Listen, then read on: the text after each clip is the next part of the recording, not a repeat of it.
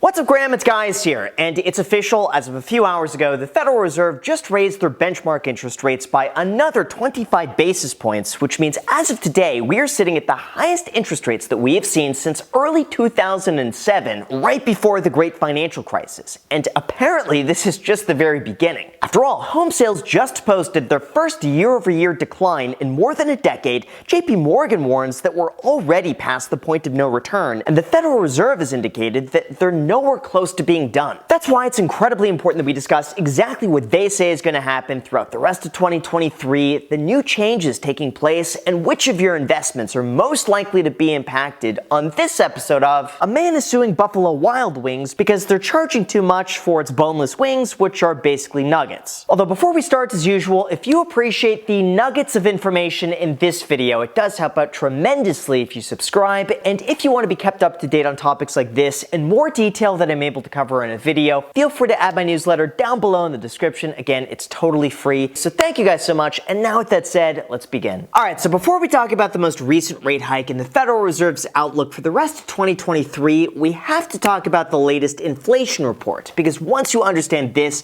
everything else is going to begin to make a lot of sense. See, throughout 2022, the Federal Reserve increased their interest rates from 0% to 4.5% in their fastest rate hike ever in history. And as a result, inflation has been steadily falling from its peak of 9.1% back in June of 2022. However, it's still nowhere close to being over. That's because on March 14th, the latest inflation report revealed that inflation is still up 6% from a year ago, with prices rising 0.4% from the month prior, implying that if we stay on this exact same trajectory, we could potentially see sub 5% inflation by this time next year. Now, I realize that we're absolutely getting ahead of ourselves here, and we can't just assume that everything is going to continue indefinitely at the same speed, especially because, as we've seen with Silicon Valley Bank, anything can change on a moment's notice, like the Fed's skyrocketing balance sheet. But in terms of what's leading inflation right now, the biggest contributor is none other than housing. As they reported, the overall cost for shelter increased by 0.8% month over month, or 8.1% year over year, which is a big deal when housing makes up over a third of the overall inflation reading. On top of that, when you dig a little bit further, you'll see that the rent index also rose by 0.8% month over month, and owner's equivalent rent rose by 0.7%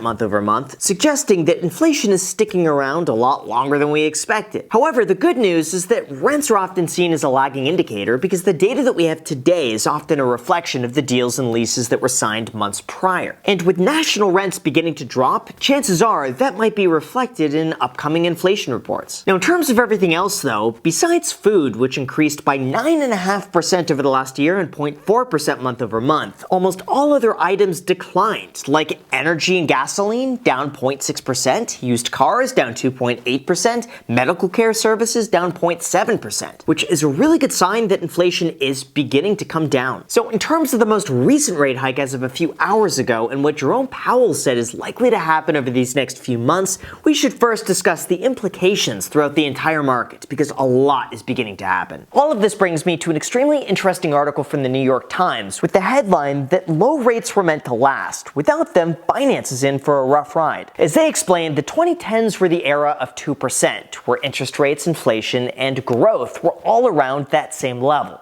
Until, of course, something broke. In this case, Silicon Valley Bank was one of the first dominoes to fall because the Fed's rapid rate increases caused their bond values to drop during a time that venture capital was drying up, during a time that company expenses were also going up, causing their portfolio to take a massive hit. Although what's very interesting is that this isn't just unique to Silicon Valley Bank. In fact, it said that US banks are currently sitting on $620 billion of unrealized losses from treasuries that had fallen in value as a result of the Federal Reserve. From there, they then go on to explain that rising interest rates have been a recurring source of financial pain throughout the United States, with a sharp rise in interest rates causing the savings and loan crisis throughout the 1980s, the bursting of the dot-com bubble throughout the early 2000s, and the decline in home prices during the 2008 Great Financial Crisis. But even with the series of disastrous events behind us, some say that we could see a federal funds rate as high as 6% by the end of the year. And that's what leads us to what happened today. Like I mentioned earlier, the Federal Reserve raised their interest rates by an additional 25 basis points as expected, despite the banking turmoil that we've seen throughout the last week. On a broad scale, they've indicated that we could have a peak federal funds rate of 5.1% at the end of 2023, suggesting that we likely have 2 more rate hikes ahead of us on May 3rd and June 14th. Then it'll be up to them to take a wait-and-see approach if inflation begins coming back down. If it does, it's expected that the hold rate's steady for the market to adjust, and if it doesn't, then, well, good luck to all of us because rates are probably going even higher. Or I guess more simply put, they expect to keep rates higher for longer, so if everything stays the same exactly on track,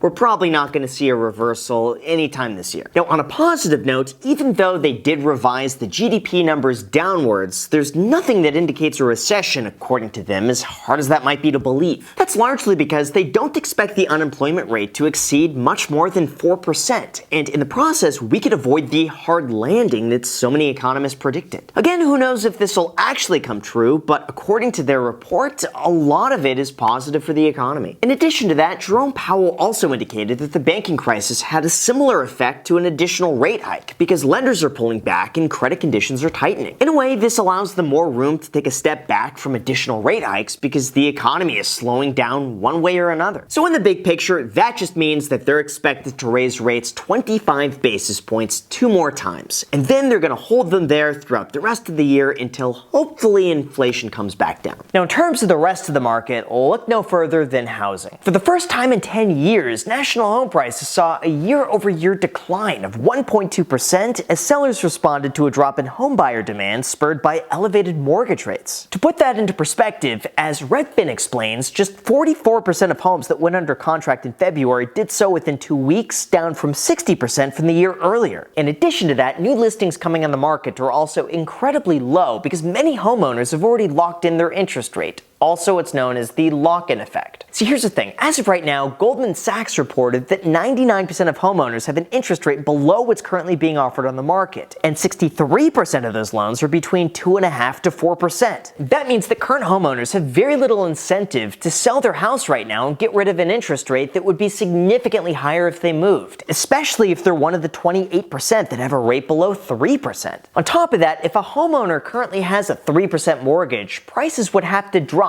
by 35% for that identical home to have the same monthly payment as today's current rates of 6.5%. So in many cases, it doesn't make financial sense to sell unless they absolutely have to. Now, of course, that doesn't mean that low inventory is going to lead to sellers making more money. In fact, quite the contrary. Goldman Sachs believes that housing values are on track to fall 6.1% throughout 2023, and this could have been much worse if it were not for a lack of new supply, which is keeping home prices relatively high even though the market is slowing down. But throughout all of this, there is some good news in the fact that mortgage rates recently have plummeted in the wake of the banking collapse, with some rates falling below 6%, prompting the buyers on the sidelines to begin making offers. It's still too early to tell just how well these rates will stick or how long they're going to be around in the foreseeable future, but overall, that's leading others like CoreLogic to believe that home prices may start to creep back up by a rate of 3.1% year over year, simply because there's still demand to buy houses once interest rates go back down. Although that's really only the very beginning, because in addition to that, we also have the stock market. Now, the good news is that on the surface, inflation does seem to be subsiding, which in turn could be bullish for stocks that benefit from lower rates. Not to mention, the S&P 500's price to earnings ratio is back to the same levels that we saw in 2018 thanks to falling prices. On top of that, it's also found that back-to-back down years for the stock market are incredibly rare. For instance, the S&P 500 has only seen consecutive years of negative returns 3 times since 1957, suggesting that we have a good chance of being up again by the end of the year. That's because the stock market is very much forward-thinking, meaning it doesn't matter so much what's happening today, but instead what the market thinks is going to happen over the next 6 to 12 months. And if the expectation is that we're soon approaching the terminal federal funds rate of 5.25%,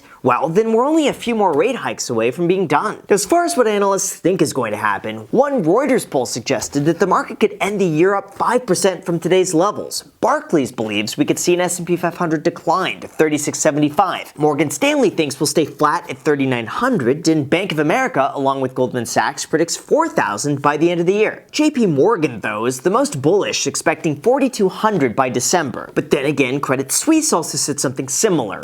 And, Yeah, we'll leave it at that. Anyway, to make things even more confusing, the Financial Samurai blog pointed out that the spread between the best and worst case scenarios is the largest that we've seen since 2009, with estimates ranging anywhere from 3,600 all the way to 5,000. So basically, no one has any clue what's going to go on, and the market reacts to these arbitrary numbers, which change by the day, which could mean absolutely nothing because everyone is out there just making their best guess. Now, as far as my own thoughts about the meeting today, I'll be honest, I don't think we got anything that we didn't already know. Like, the Federal Reserve is already committed to fighting inflation, they're trying to get us back down to our 2% target, and they don't want the entire economy to implode in the process. But the bigger issue right now is simply mitigating the banking crisis. After all, Credit Suisse was once worth almost $300 billion and just sold recently for $3 billion to UBS, even despite being given $54 billion by the Swiss National Bank. Now, even though that isn't directly related to the United States, there is a lot of overlap. And if investors think there could be an issue with banks, that could self-perpetuate a belief that there could actually be a problem with the banks. Point being, there's a narrative that these rate hikes are making it more difficult for banks to stay afloat because they have money tied up in bonds that are falling in value. That's why the Fed now has to very carefully manage inflation versus the overall health of the banking system, even though banks are getting as much liquidity as they need. Like, just look at the Fed's balance sheet. Essentially, they were able to buy out unprofitable bank loans and hold them to maturity, even though they've now taken on more debt. All of this complicates an already very delicate situation, and that's why I believe they're likely to continue to take a wait-and-see approach throughout the rest of the year. Remember, there's nothing that says they can't temporarily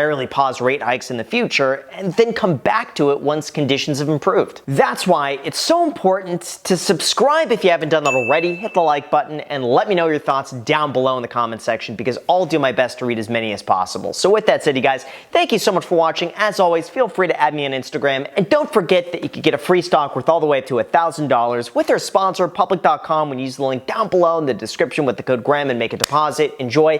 Thank you so much for watching, and until next time.